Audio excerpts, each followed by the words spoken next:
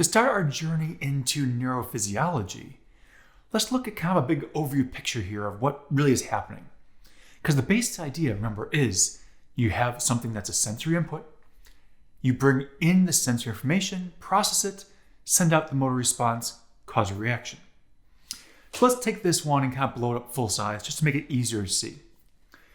First things first, you're going to have your sensory endings. Those are what are receiving the stimulus. Now, receiving the stimulus, in this case, it's temperature based on water, but it could be anything. From there, you're going to follow the neuron, that's the sensory neuron, with the arrows going towards the spinal cord. You'll notice that it's saying the action potential is traveling along the sensory neuron. Sure, that action potential is traveling along the axon of this sensory neuron as it's heading towards the spinal cord. Eventually, it's going to reach the spinal cord, which is right up in here, and then it's traveling up or ascending up the spinal cord. So it enters the spinal cord and is going to eventually synapse with the brain. As you're heading up into the brain here, you'll notice that continues as it goes all the way up into the thalamus. Now, we haven't gotten to where the thalamus is yet. That's next chapter. But think of the thalamus as kind of like a gatekeeper. Helps to coordinate and shuffle everything around. From there, you're going to head up into the conscious perception area up in the top of your brain, cerebral cortex. So great. Now you know that water is hot or cold. All of that process was just to be able to realize, hey, I know it's hot or cold. From there now, we're going to start to come down the motor response.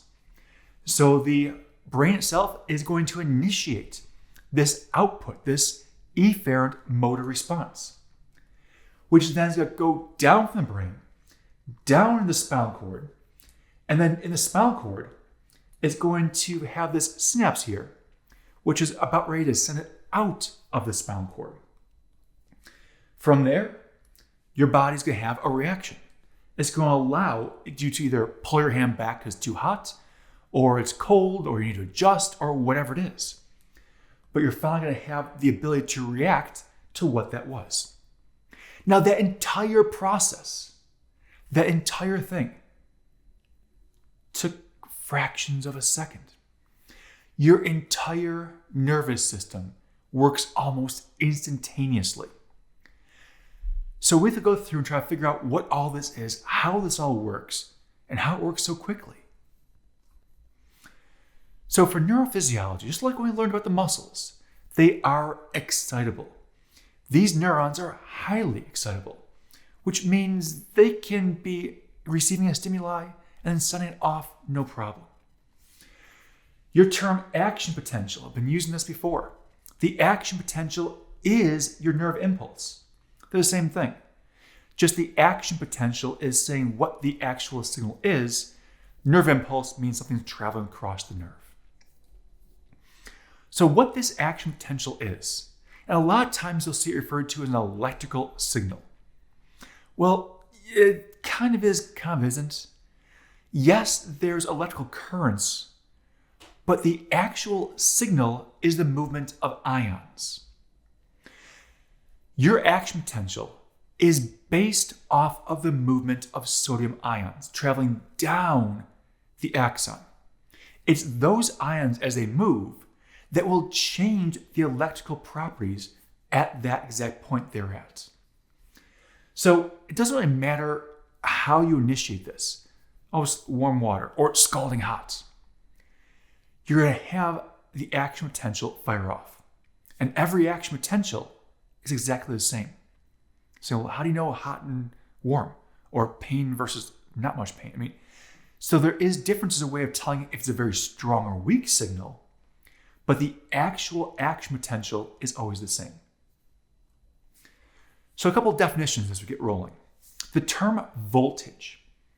Now, voltage here is the measured difference between 2 points. So if you took 2 probes and put them inside and outside, so in both points across the axillema, you would notice that as these sodium ions are moving, they're changing the potential difference across that membrane. So this is what's called a potential difference. It's the difference across a membrane, across 2 points. For our nervous physiology and our muscle physiology, we are always looking across the membrane. In the truest sense of voltage, it can be along the same membrane or both on the outside. It's just 2 points. But for us, we're looking across a membrane. So we're looking at the flow of ions as they move. Not really the electrons, not electrical. It's the actual ions moving. So what happens is you're at resting membrane potential. Again, there's that word potential. Resting membrane potential has the inside of the membrane, in case of an axon, at negative 70 millivolts compared to the outside. So it's not an exact number. It's not like the inside is negative 70, the outside is 0. It's just there's a 70 millivolt difference between the two. The outside could be 100 millivolts. The inside might be 30 millivolts. There's that 70 millivolt difference. And I'm just making up numbers. Those aren't the real numbers. So when we're looking at this difference, you're looking at the number of ions as they cross the membrane. So if we take all these positive sodium ions and they cross the membrane, they're going to change that potential difference because you're moving all these positive ions into the area that was a lower potential difference. Now, normally the membrane doesn't want to allow flow. All these ions are moving when you have chemical signals or electrical signals that cause a channel to open up. Once the channel opens, then these ions can flow easier. So for the most part, you're trying to resist the flow. That's why we have this resting membrane potential, this difference across the membrane, because the ions, they can't really flow across very easily without the help of these ion channels. So that's the basic idea of what a membrane potential is, resting membrane potential, and the basic of how we're going to set up for our discussion coming up about how the electrical signals are moving, which are actually the ions moving, because that's the action potential, the movement of ions down the axon.